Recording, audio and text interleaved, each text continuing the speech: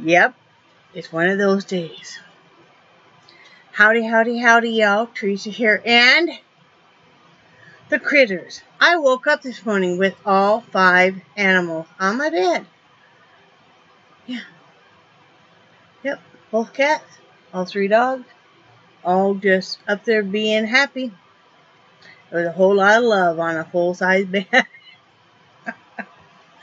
Anyway, I am redoing this video because I didn't like how the last video went. I felt like I was kind of whiny and whatever because I'm struggling a little bit. Just keeping a positive frame of mind. But I'll get there. I'm getting there. I'm going to get there. You guys know how it is. Some days you just, yeah. And I'm just keeping it real. November 29th, 2016, Tuesday afternoon. It is 1:57 p.m. And the weather is, it is 78 degrees right now. Real feel is 80. The high is supposed to only be 77. Low is 68. It is humid out. There is a breeze. Otherwise, I think it would be very muggy. There is still some fog on the bay waters. The bay waters are not near as choppy as they were earlier, but they still are somewhat, from what I can see here. There's a breeze, which is a pretty good breeze for here. So, we got a little bit of rain this morning, hoping we'll get some more, because we really need it.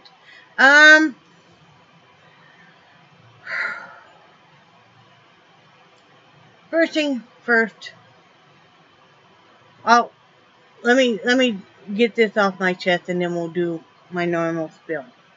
And it's nothing major, so I'm just venting. It's just, sometimes you struggle with the cards that you are handed in life, and kind of that dilemma thing. It's not really a dilemma, but wanting something to happen and it's not happening as fast as you would like, or in the way you would like, so you feel frustrated, and that's where I'm at right now.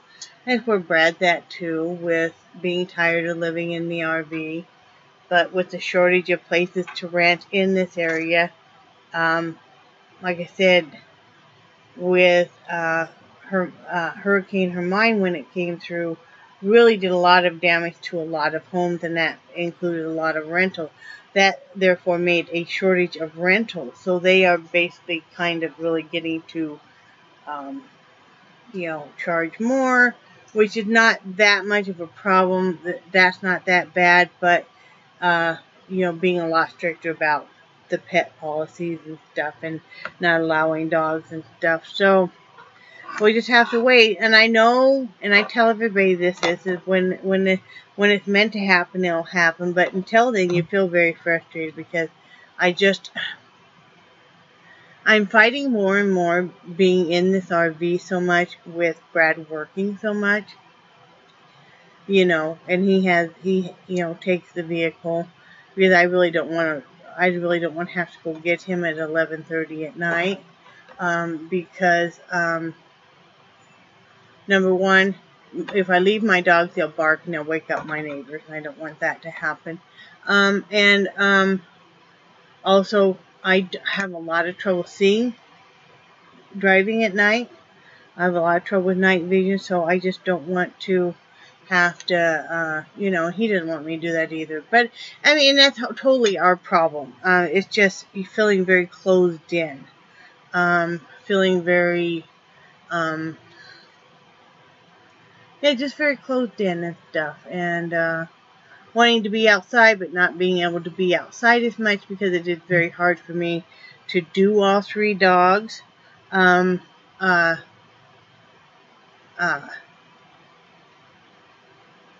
myself. I just did it, and I can do it, but it is a struggle. It's getting easier, but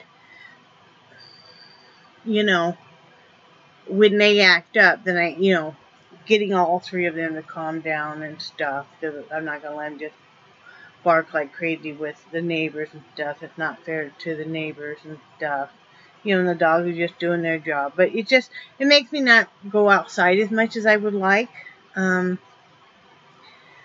So I have to figure out a solution for that. I'll have to figure out some kind of a solution that either I'm going to spend more time outside before Brad goes to work when he's working night shift, you know, or something like that. I'm going to have to adjust my schedule, and I will. You know, and I'm going to redo the inside of this RV here later, and I'll talk about that here later on, and I think that'll help. But I'm just feeling a little frustrated, and, you know, this time of the year you kind of fight a little bit of feeling a little down anyway. I mean, I'm not feeling super down, and I'm fighting it, and I recognize the signs of it, and it's like, hey, Cookie, stop it, you know. It's just this time of year, and, you know, it'll pass, and it's also the weather, and it's kind of gray out and stuff. So, anyway, I just wanted to vent. Thank you for listening. Now, yesterday, I did loom. Let me get this out. This is like the 4th time I've done this video. So, bear with me here, please. So, I'm making this goodie because we're doing like an art exchange. Basically, craft exchange. Dawn Dunlap and I are. She's Raggedy 07 on here. Ragged 07, not Raggedy. Ragged. So, this is the hood part of this goodie, and then this is the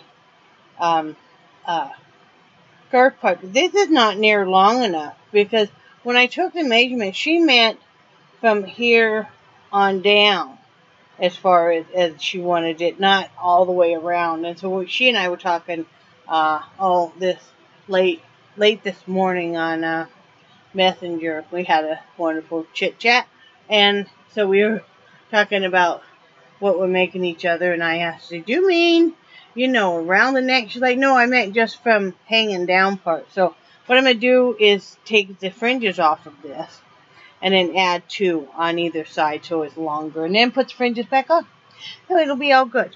So then I made, because I just missed making hats, and I had some scrap yarn, and I didn't really feel like starting another project last night. So I just made a real quick newborn hat out of scrap yarn. So, you know, and these are so quick and easy to do. And I used my Sinwood Universal Loom. A friend of mine, Deet, gifted me with this. Sent me this as a surprise shortly after we moved here. Now, she sent me I have 2 Sinwood looms. They both came from her. And she gave me an oval adult size one, which was my very first one, and I absolutely love it. And then this one I use this all the time. I prefer this over the Nifty Knitters. Not saying there's anything wrong with the Nifty Knitters, and they have their purpose and stuff, and I used them for a long time. I just personally really love the Sinwood. I love how they're made and stuff. So, but anyway, I lost a piece of paper that said how many pegs for the newborn hat and so on. So what I did was I went on their website, and I was looking at like their newborn hat looms as a 1/2 inch spacing. That's what this is, and it said how many pegs. So I counted that off, and when I did, I thought, oh man, from here to here, you know, is 36 pegs. Let me move this over. And I thought, man, so I thought this is gonna be way too long from here to here. It's not. It's perfect. It's absolutely perfect. Actually, let me do that around. Not that it makes a difference. From here to here. And I thought, man, that's gonna be way too big. But once you knit it up, it really isn't, because, you know, you lose some, you know, with the yarn stretches and stuff. So it's perfect, and I really love it. I always think of her too when I'm using it. So, did that, had soup for dinner,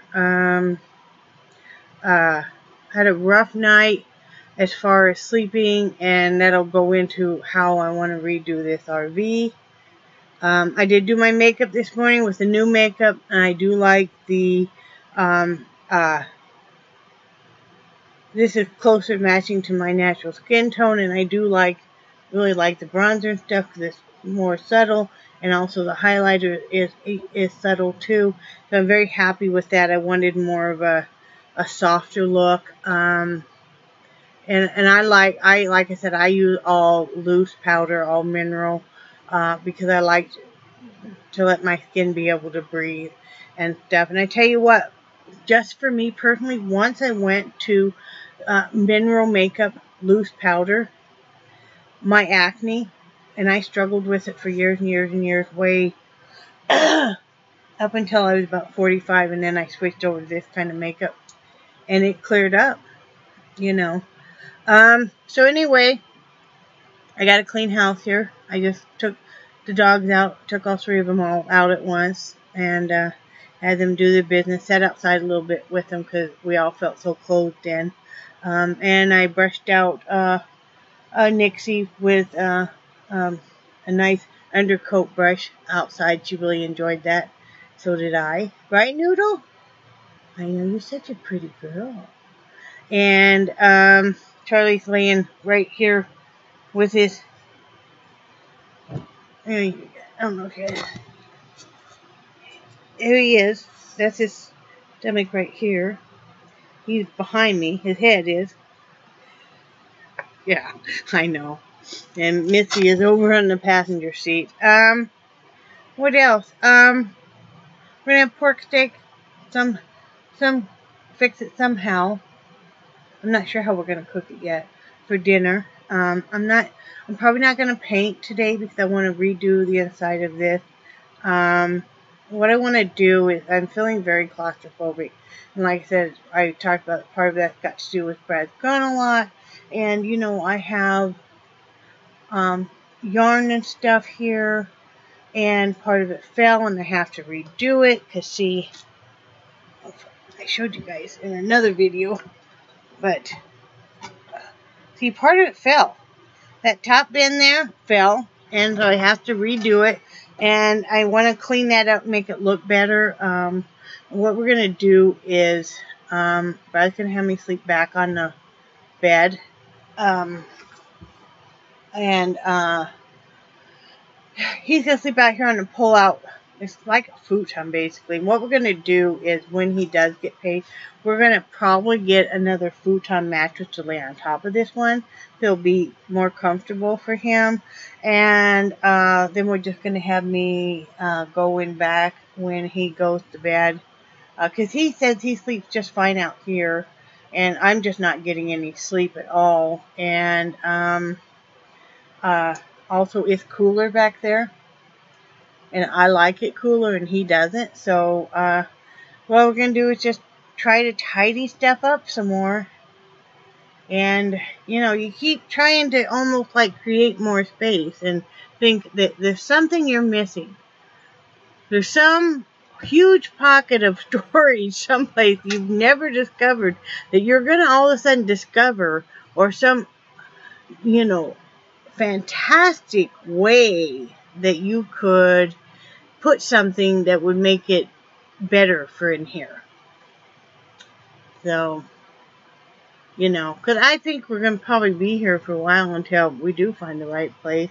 And we got to make it be, you know, livable. I mean, we've already done a lot of stuff to it, but, you know, it's just, you know, trying to have it not go crazy.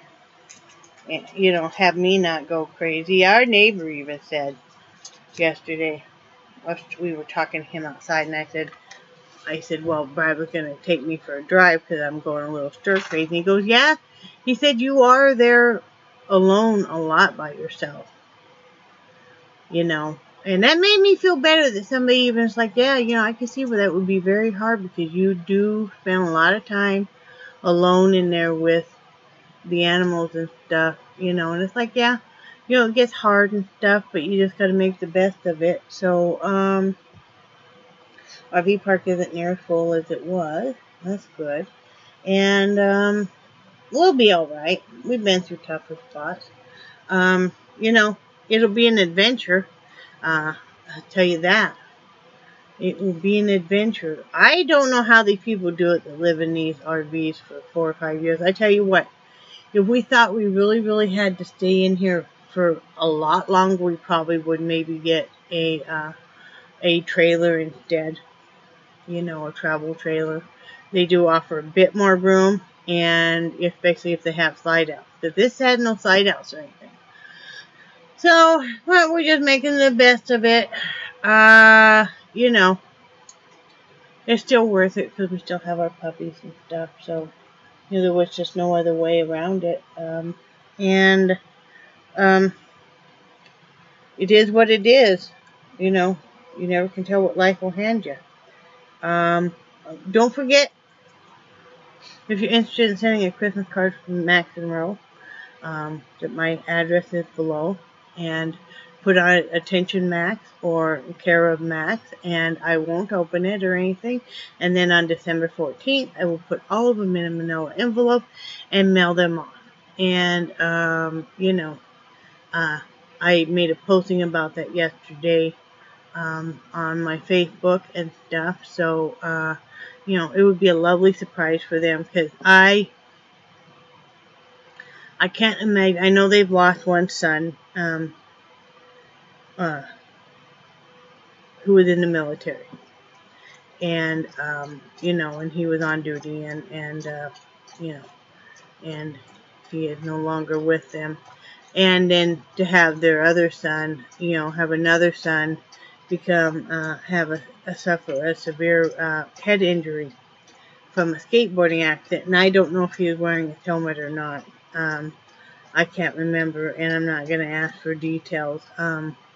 And, you know, was in ICU, and that's why they've been just devoting their time to him and stuff. And, you know, it's got to be a hard